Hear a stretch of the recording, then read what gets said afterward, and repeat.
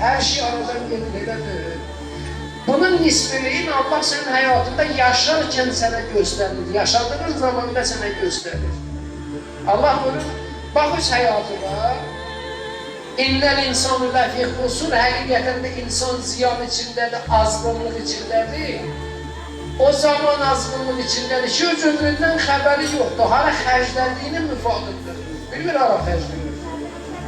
Şərtlidir ki, birisi öz ömrünü hala xərcləmək lazımdır. Və alıcı kim olmalıdır, kimə satmalıdır ki, o ömür gözəlliklərlə bəzənsin.